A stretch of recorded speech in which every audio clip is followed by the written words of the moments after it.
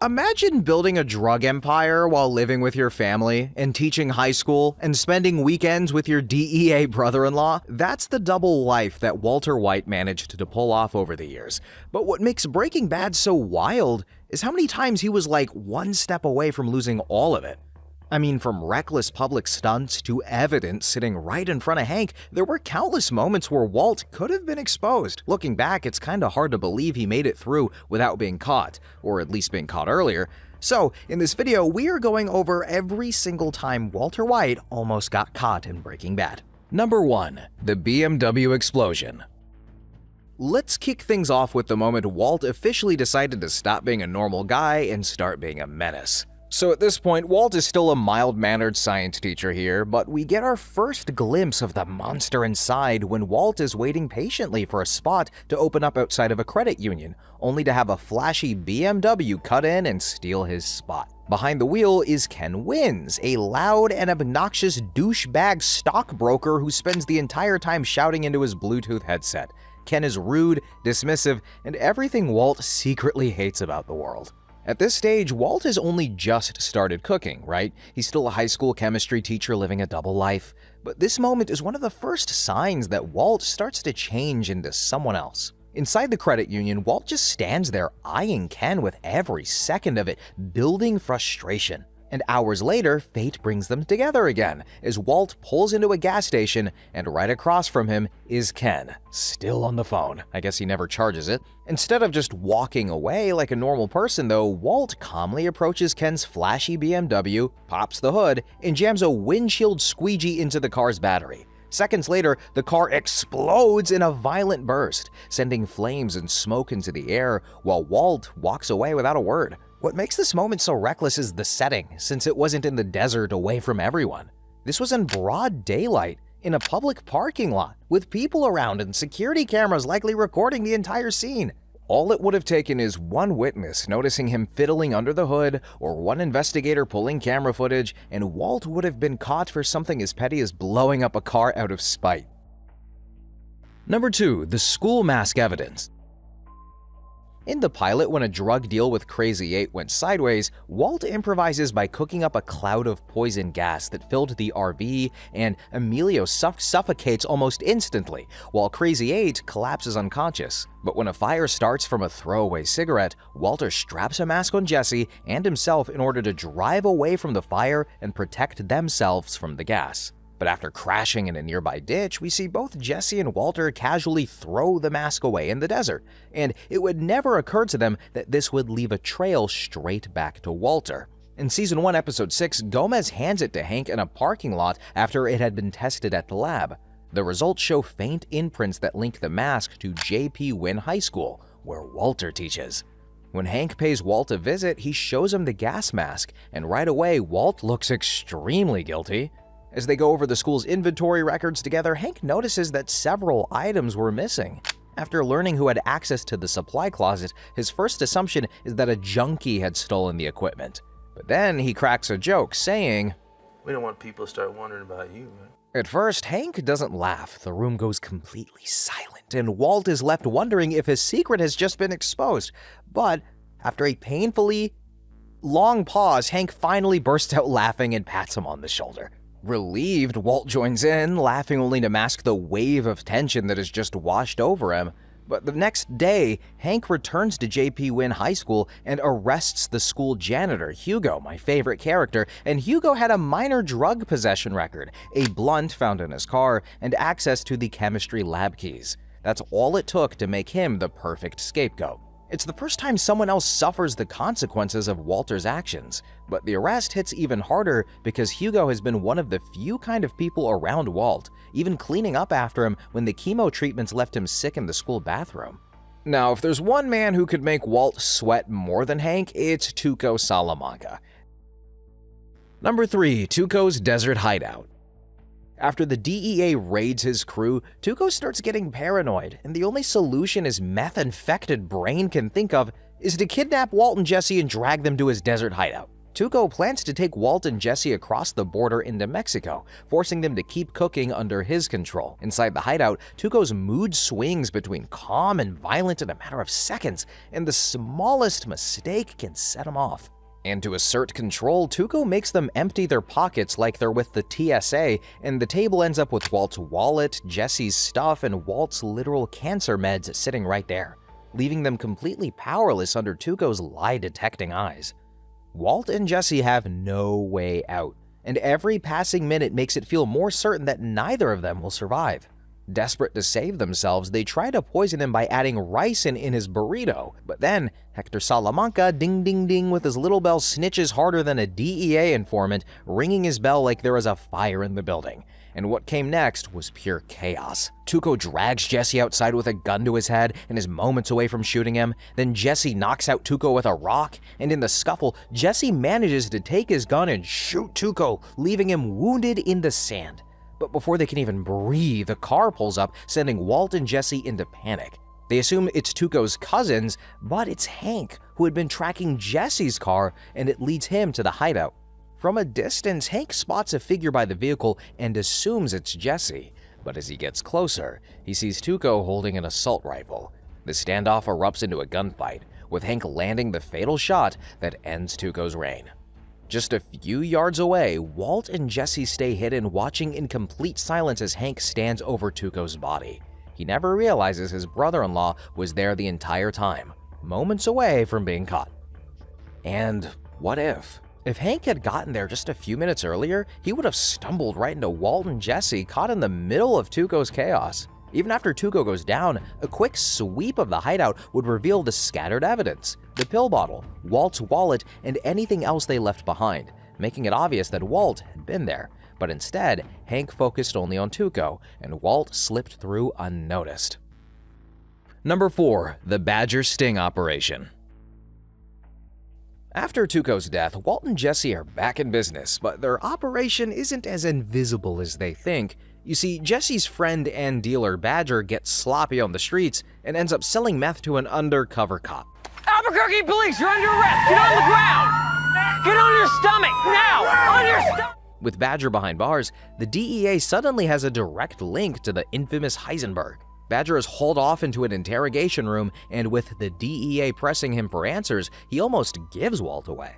When asked what Heisenberg looked like, he blurts out, "Dude's balder than you." Not the most detailed description, but come on, how many bald genius chemists are running around making meth in Albuquerque?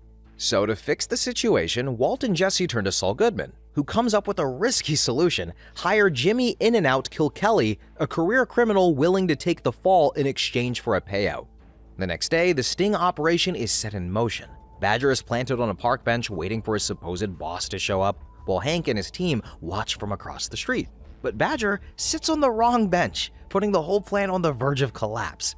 Walt shows up at just the right moment, stalling Hank with small talk long enough for Jesse to slip in and redirect Badger to the correct bench. Seconds later, the DEA swarm in and arrest Jimmy, convinced they had finally caught Heisenberg. From Hank's perspective, something doesn't add up though. The man they arrested doesn't match the legend he has been chasing, and for a moment, it almost seems too easy.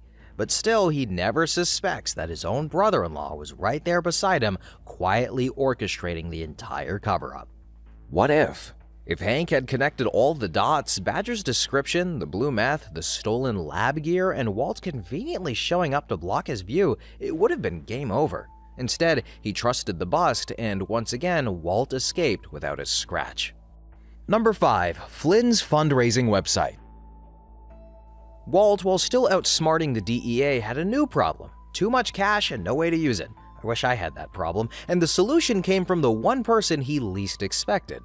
Walter Flynn Jr. creates a website to raise money for his father's cancer treatment, but what should be a heartfelt gesture instead bruises Walt's pride, like many other things. Seeing himself portrayed online as a man begging for help doesn't sit well with him, and rather than feeling grateful, he looks disappointed and insulted.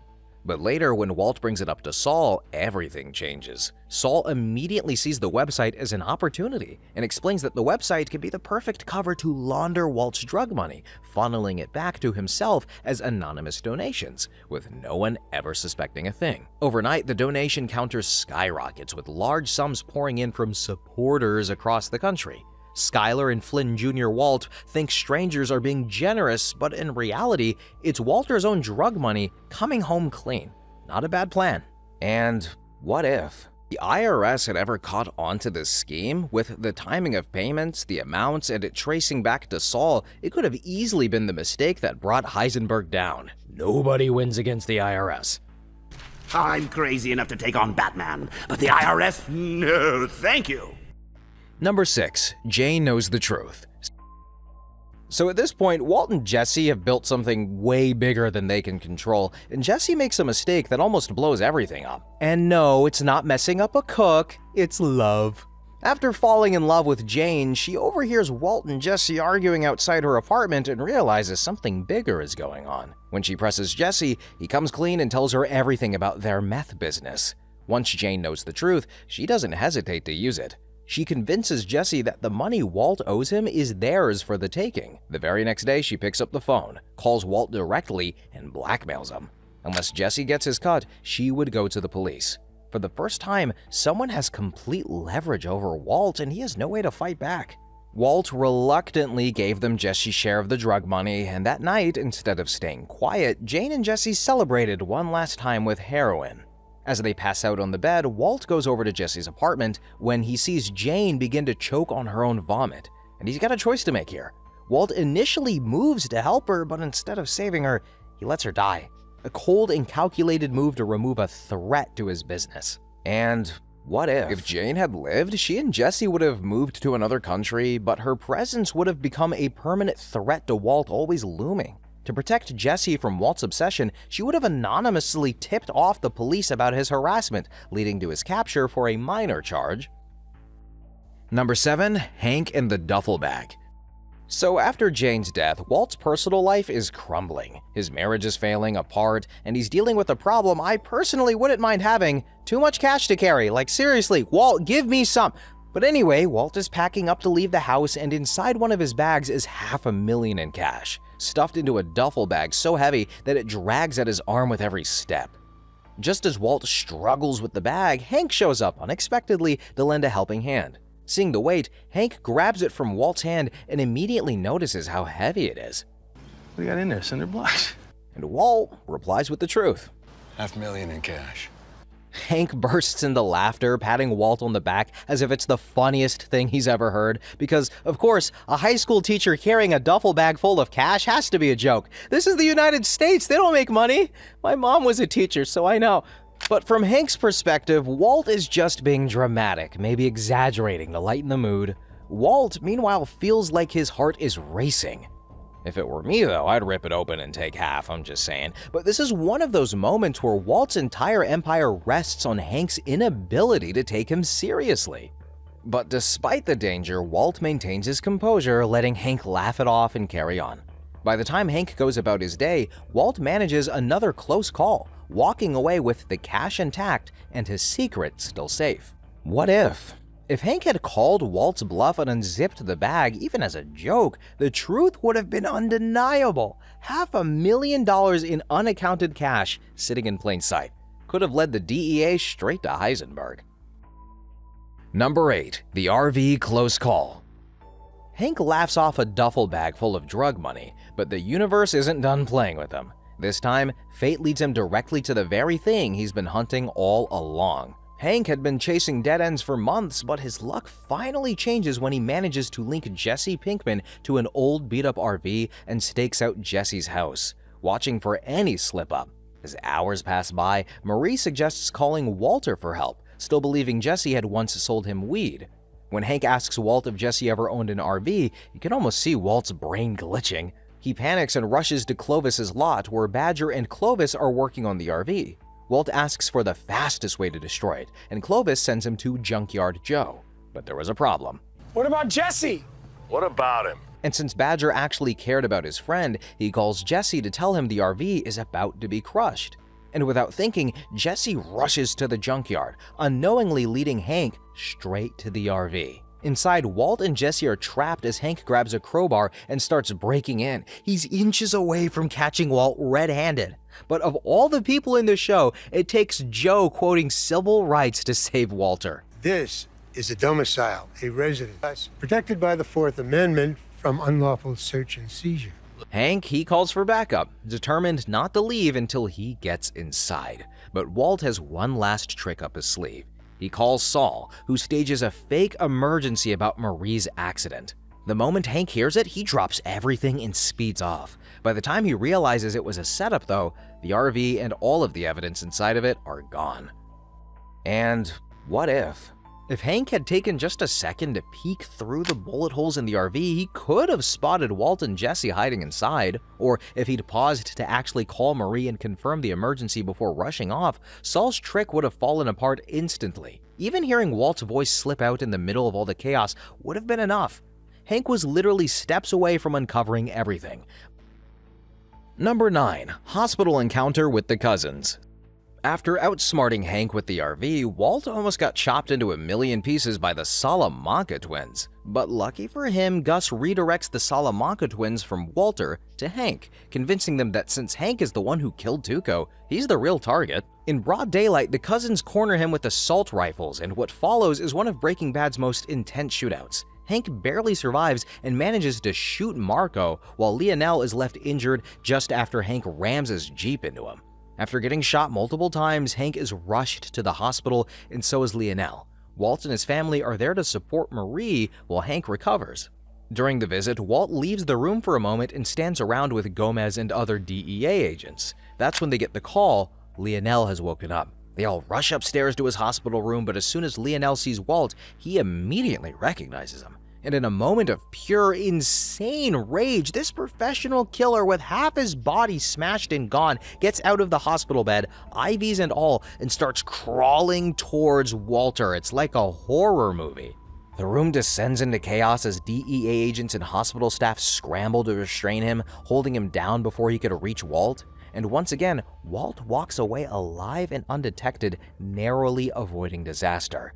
It's some crazy plot armor right there, that's for sure. And what if?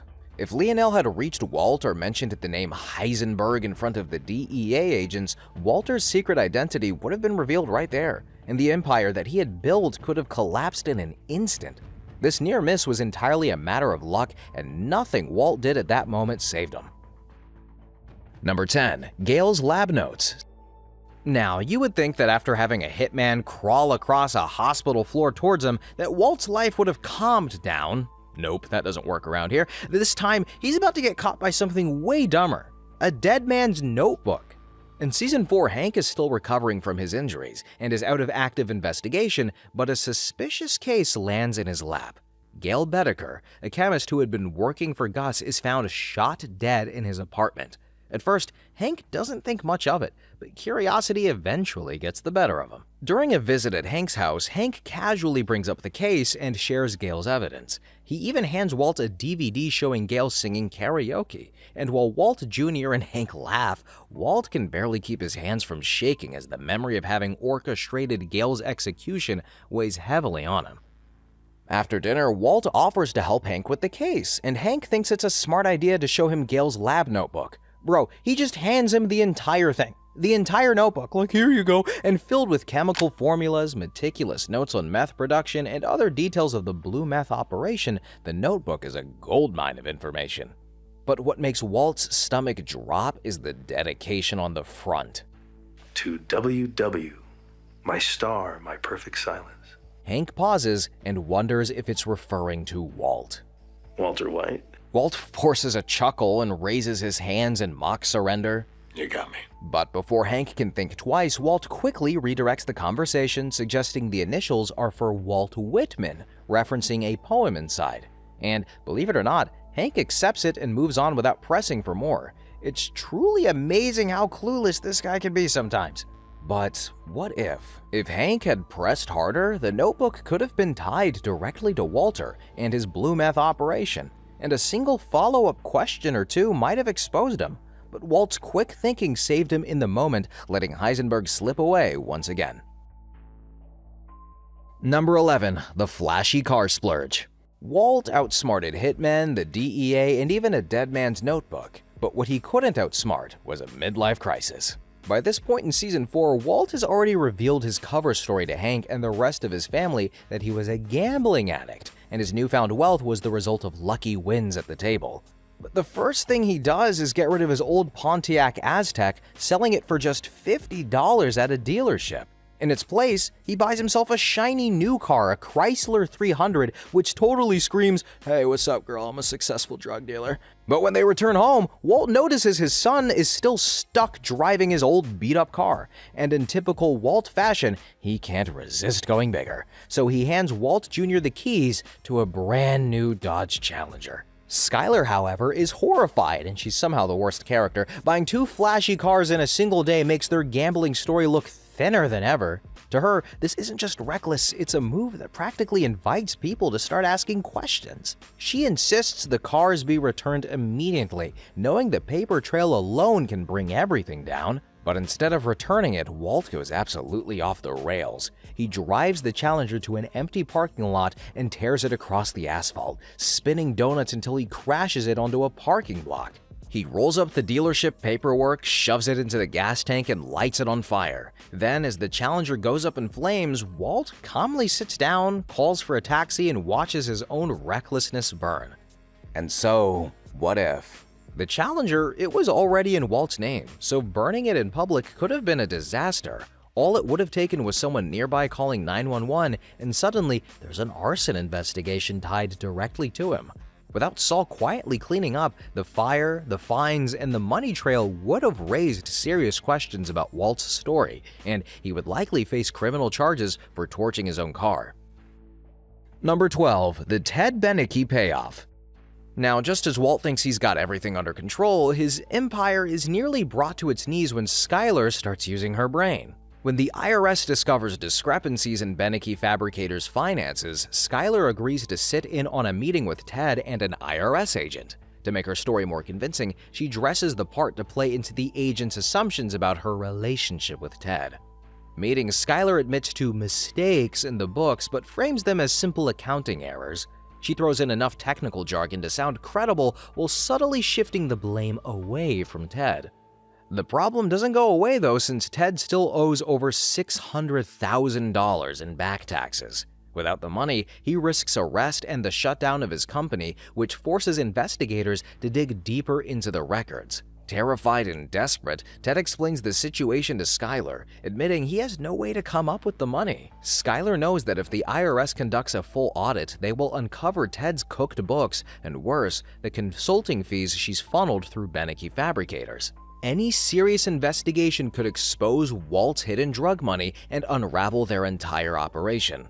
To protect herself and Walt, she needs to stop the IRS from digging further and make sure Ted doesn't talk. In a desperate move, Skyler turns to Saul and tells him about Ted's IRS problem. She gives him a bag of Walt's drug money, and Saul delivers it under the cover story of a secret inheritance from a distant aunt, I'm jealous, and he urges Ted to pay the IRS immediately and avoid further scrutiny.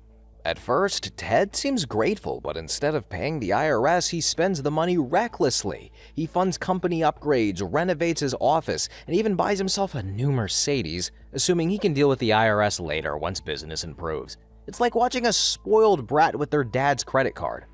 When Skyler finds out, she is rightfully furious. Ted's irresponsibility puts everything at risk, and the IRS is still pressing forward with the audit.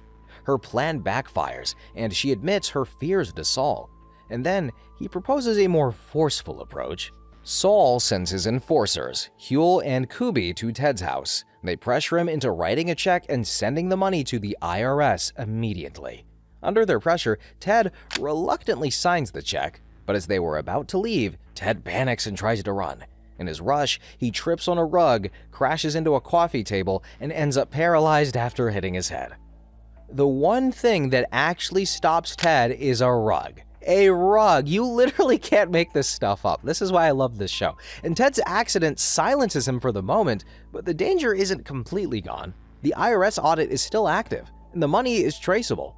Ted may not be able to talk or face jail time, but as long as the investigation hangs over Beneke fabricators, he remains a potential link to Walt and Skyler's crimes. But what if?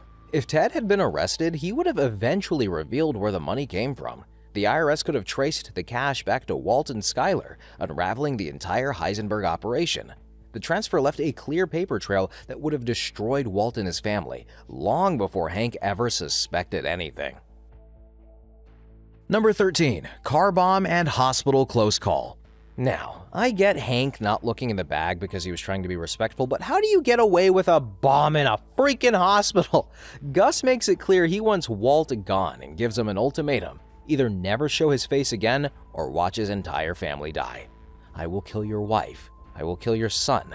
I will kill your infant daughter, he says. With no other option, Walt cleans his house, literally, and makes a run for it, using Saul's vacuum cleaner contact. But, there's a huge but, when he rushes home to grab the money, he finds out that Skyler has given almost all of it to Ted. I fucked Ted. But with his backup gone, Walt begins planning a way to turn Jesse back to his side and eliminate Gus once and for all. To pull it off, he poisons Brock with Lily of the Valley, a plant that mimics ricin symptoms. He has Saul's bodyguard Huel lift Jesse's cigarette pack during a pat-down, making it look like the ricin has been stolen. Hold up. When Brock collapses, Jesse storms into Walt's house, gun in hand, ready to kill him, but Walt pleads innocent and insists that Gus is behind it, using a child to manipulate Jesse. Jesse reluctantly believes him, and the two agree to strike back at Gus together. Walt, he builds a remote detonated pipe bomb and has Jesse call Gus to the hospital under the pretense of visiting Brock. The plan is to trap Gus in a public space where he can't bring his usual security. He plants the bomb under Gus's Volvo, then waits on a rooftop next to the parking garage with the detonator in his hand. As Gus walks back to his car, something makes him pause. He scans the garage and without a word, he turns away and leaves the car behind. His bodyguards follow, and Walt's plan fails completely. Now, I get Gus's spidey senses here, but what happens next is just insane. Walt retrieves the bomb, hiding it in a canvas bag, and carries it straight into the hospital where Jesse is waiting. Surrounded by doctors, patients, and police, Walt walks through the corridors with a live bomb in his hands. Jesse even snaps at him for bringing it inside, but before they can plan their next move, two officers arrive and arrest Jesse. Andrea has mentioned ricin, and the hospital staff suspects Jesse poisoned Brock. Walt, he stays silent, clutching the bag, and somehow manages to walk out of the hospital unnoticed. With the plan failed, Walt turns to Hector Salamanca. Hector agrees to help and deliberately draws attention by demanding to meet with the DEA. Gus's men see Hector at the office and report back, convincing Gus that Hector is betraying them. A crippled little rata. What a reputation to leave behind. So Gus visits Hector at the nursing home to settle things himself. But as Gus leans in close, Hector rings his bell over and over and ding ding ding, triggering the bomb that Walt has rigged to his wheelchair, and the explosion kills them both instantly. And so, what if? Hospitals are some of the most secure public spaces there are, with metal detectors, constant surveillance, and uniformed police on site. Carrying a live bomb through those halls was just straight up reckless, and even if one nurse had asked to check Walt's bag, or if the cops arresting Jesse had searched it, his cover would have been blown instantly. Number 14. The Office Bug. Now, with Gus finally out of the picture, Walt is at the top of the food chain, but now he's flying blind, and to get the information he needs, he has to do something completely insane. Sneak into a DEA office and plant a bug right under Hank's nose. In Season 5, Walt needs to confirm whether Lydia is telling the truth about the DEA tracking their methylamine barrels. That meant getting access to Hank's files without raising suspicion. Walt, he shows up at Hank's office and gives an Oscar-winning performance, pretending to be distraught about his crumbling marriage, with teary eyes and a trembling voice, and he tells Hank that Skyler no longer loves him. Hank, he feels awkward about the whole thing, and to lighten the mood, he offers to grab some coffee. Normally, Walt drinks it black, but this time he asks for cream and sugar, a subtle move that buys him just enough time alone. As soon as Hank leaves, Walt goes to work. He plugs a transmitter into Hank's computer and slips a bug inside a framed photo of Hank and Marie on the desk.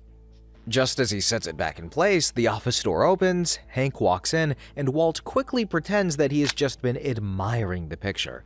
To Hank, it looks like his brother-in-law is having a quiet, sentimental moment, but Walt just planted a listening device inside the DEA office. And I've gotta say, it's honestly wild that Walt didn't get caught way sooner. He had so many near misses and, let's be real, a ton of plot armor. And I mean, how many people get away with walking a live pipe bomb through a hospital? Or getting caught in an RV standoff with their DEA brother-in-law and still managing to walk away? His luck was absolutely insane. But, as we all know, a criminal mastermind is only as good as his luck. And eventually, Walt's ran out. But if you liked this deep dive into all of Walter's close calls, make sure to smash that like button and subscribe. It would mean a lot to us, but thank you so much for watching and have a good one. Bye-bye!